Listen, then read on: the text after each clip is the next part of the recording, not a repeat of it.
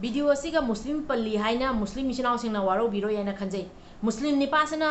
तौरीबा मतौ मोंगसे उसित थवैदबगी मतौदा नुपी मरी मैतै नुपी मरीबु माना यामना उसित थवैदना कोइरमगा यामना उसित थवैदबै मतौदा प्रेग्नेंट ओइरगा माना अमुका ब्लैकमेल तौरी हाइरिबा असि महिक हाइबा तारबा असि मुस्लिम मसासे लेरिबा अखोइ मुस्लिम इचिनाव मयामना करी सैरा पीगने बसे अखोइगी लेरिबा मुस्लिम इचिनाव सिंगे फमदा सिनाजरे अदुगा मैतै नुपी अमनि खक नमाय अदुक थाइबदो नोइना नसागी इज्जतुबु अदुक लाइना मफम Marang खंगदबा ngarang nahan ta khangnaraba adugumba miyoi duga nasagi ijjatto puthoga yonthokpa ngamiba mai ima leibak ningba pangan mayam ama leiko ima leibak ki tamakta thawai ka thoge na tholakba pangan mayam ama su leiribani aba aina igi ming ajis kawe ai chekon deine aina maitai saraga aina Facebook ta aigi ming aigi account arkelan chenba mairaba maiken charli na aina sumina hangaga maitai nupi kaya da aina maitai saraga nupi mayam koi aduduna nupi do ai ga relation su lai relation lai bani na ai nupi mari koi mari do relation lai ado amadi pregnant oi badagi pregnant su oi ado aina magi video lai bagi damakta aina sumina blackmail su tawe adu du gi damakta ibu isilinaw mayam na warak pire ai yaningdy nasagi ijat bu aduk laina jon thok pangam baraba namai aduk thei do kari gino ba yamna sauningi meetei nupi noina to meetei nupi mayam gi ijat jon tho ini meetei nupi mayam se maliem da ne wai dagi thawang na leiri bani asuk ba lamchat sajat lu da thabak tawri ba se akhoi meetei nupi di ama ta laite meetei nupi ne asung ba thabak se tawde maliem gi mafam khudi mak ta thi so record thigat nu so meetei nupi di adugamba lai hak tak gi su leirakte hujik su leite aduga noi amani khakna meitei nupi noi amani kana nasagi ijat jonthokpa iphrup ki ijat jonthokpa nasagi nama napa gi ijat jonthokpa nasagi nabung nopa gi ijat jonthokpa aduk jamna namai thauri ba meitei nupi noi amani se noi se kari chairak pi si ge da inak ta phangnaram ta di noi se nakhajai sing do tat na thaga da bani ima mayang mamit ta gi mapi kang da ge ngasi lan si gi marak ibung yu pa sing na noi se pana lai doiro kukina kapa iba kukina haliba mayam je hona dorira saba thakpa lai salak ta ba lan gi posai lai salak ta ba si mayam je hona doira namai thakpi noi mayam se pana doriro kyam pana dori ge lan marak si ga noi na namai tha ga nasagi ijat jon tho ga khangna ba tangai na sa pi tho noi na tawri ba to namai do jam thakman gare namai da aduk yam thakkanu aduga muslim masa nong thu haiga da badi muslim mayam punamak se nang na chendahan bani nang ama khakna usit thoi dana maitai nupi bu adumaina khongaw na riba to nang gi nachanda muslim nupi da adumaina tawdi nang kari khangani asigai siga lup ki palyana waro birakanu lup palyana waro birakanu maitai nupi khangde muslim nupi khangde nupi gi mayokta nupi da usit thoi da ba tawraga di akhoi di asum adugi protest tawduri bani adugi protest tawde mamang da su muslim nupi masa ama bom na pana kuki gi attack tagi pan hi aduga isum video semjei aduga muslim haiba leite maitai haiba leite any look ki nupi di nupi ni aduga nupi da apang bani aina season naraga nupi bu adumaina khangna sanaraga nupi gi pregnant ohelaga aduga mo nang na blackmail tawri bodo nang angang nipa masa nang matik saba chairak pi ga dabani nang aduga aina haigada badi yum da leireba isagi yum da leireba nupi masa singsu isa gi yum da leiba nupi masa singsu ai gi yum gi ima ai gi yum gi ibung yu pasana khajitang yengchan bisi aduga ai gi isa nupi sina kadai da chali pung kya da lei kaino ma tawise khatang yengchan bisi aduga nipa masa su yengada bani adu su nupi da ne hena yengchan bam thop praina khali kari gino aduga nupi masa no su hai ai ima ipa na ai bu section dare ai ima ipa na ai bu yengchan da base ngasi nipa koina ni nipa khangna ni ai khanga aba nangonda warakpham thu ibraba warakpham thu ibro noigumba nupi se inak ta phangba tara di noigumba nupi se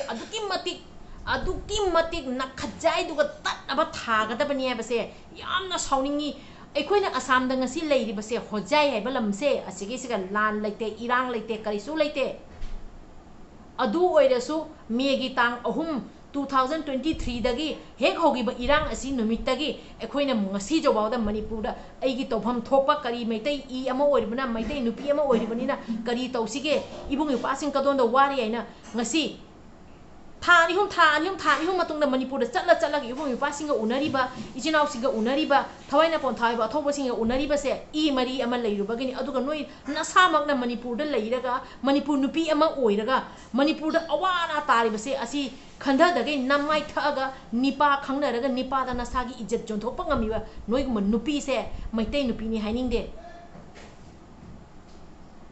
अदुगा Muslim इचनाव Singh the हाइगदबदी मुस्लिम पल्लेना सु वारो बिगनु मुस्लिम पल्लेना सु वारो बिरो एना खल्ली मुस्लिम निपाना तौरबने मुस्लिम high तारे करिगुमा अखोय Meitei निपाना तौरंबा तारि Meitei Nipah हाइरोइद्रो हौजिक Meitei नुपी हाइरिसिदिना Meitei नुपी मरी कोइने एना हाइरिबसिनी मैतै नुपी मरी खंगने एना हाइरिबसिनी aduna meetei nupi ore mane meetei nupi haire asumaina hojiki pangan masa muslim masa se tawrobnina muslim pan batare leiriba aikhoi muslim gi ichinau cs organization gi leiriba maulabi leiriba mayam sina asi muslim masa se kari cheirak pibam thoi kari tausige je khajitang khana nei na haningi aduga hoji muslim ichinau sing da su ima leibak ningba ifru bizati kannagi khanba aduga hoji khungak bada aikhoi muslim ichinau mayam ama yauri bani aba मुस्लिम इचिनाव सिंग नसु इमा लेबा की तमक्तने ना मयाम थोगा लेरिबने बा अदु मयाम ना अदु यामना कथोगा असि महिक अमखक थोगलागा मयाम सिगा मुस्लिम मयाम सिगा कोई तै हन बसे मुस्लिम मयाम सिगा मिंगचत थिहली बसे असि पाम दियाबा जिरी पाम दा लांजेन न लेरिबा रिलीफ केम दा लेरिबा मयाम दुगा मुस्लिम नुपी मैते पांगन इचिनाव नुपी मयाम न लागा इमा मयाम न लागा मतेंग पिरमियाबा एकोइ से अमतने आइबगी सक्तम से उठलियाबा तुंगदसु एखोइ मैतै पांगन अमसों मैतै एखोइ से इचिनावनी अखोइ से नुंसिनबा मरी लेनै अदुगी सक्तम से ताकनबगी तमक्ता हौजिकी हाइबा असि पांगन मसा असिगा करी चैराक पिबम थोइ आइसे लेरिबा पांगन इचिनाव सिंना असुम खंथबिरो करी तौसिगे हाइबदो अदुगा Meitei नुपी नोइदा हाइगदबदे Meitei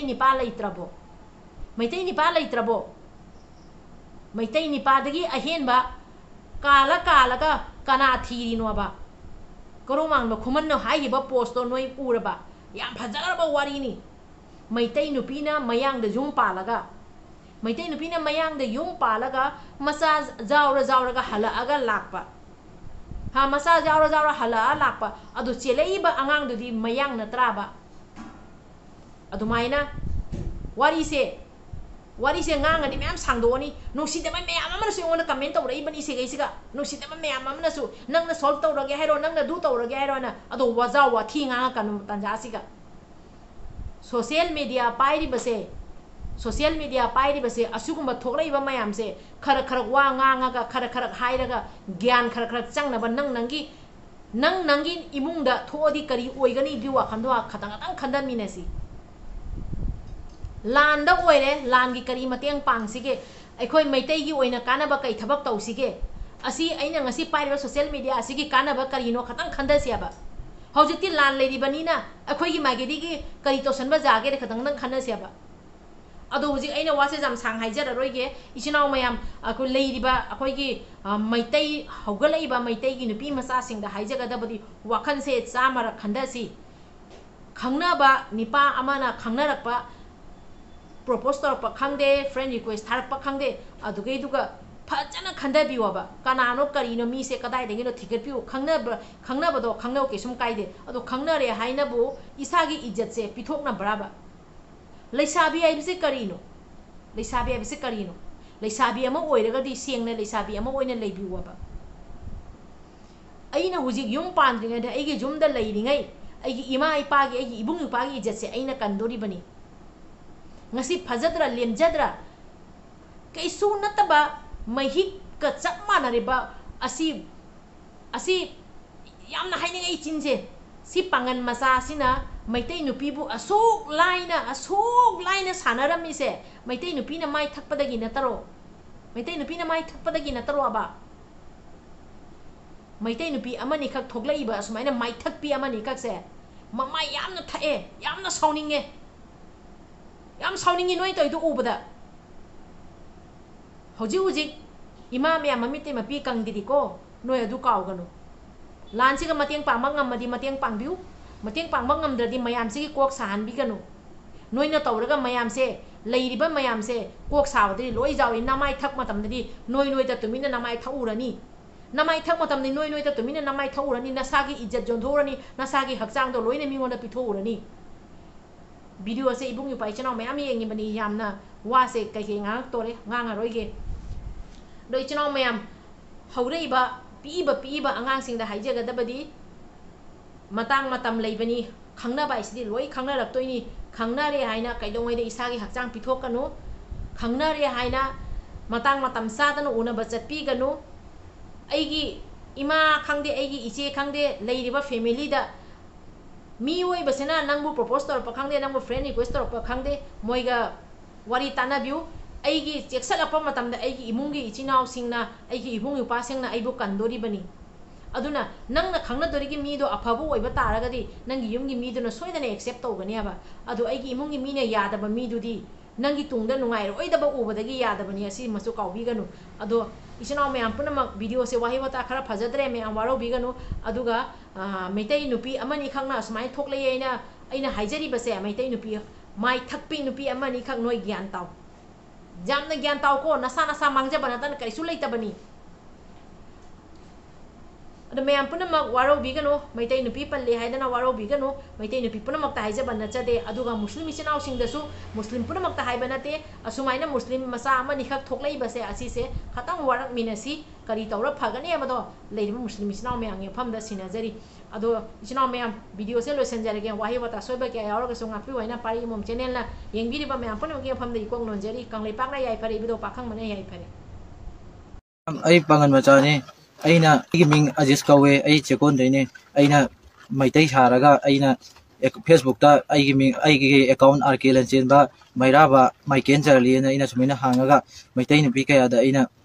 meitei saraga nupi mayam koi aduna nupi do ai ga relation lei bani na ai nupi mari koi mari do relation lei ado amadi pregnant oi badagi pregnant su oi ado aina magi video lei bagi damakta aina sumina blackmail su tawe adu gi damakta ibu isili naw mayam na warak pire ai kaino pangan masane ai ming ajis kawe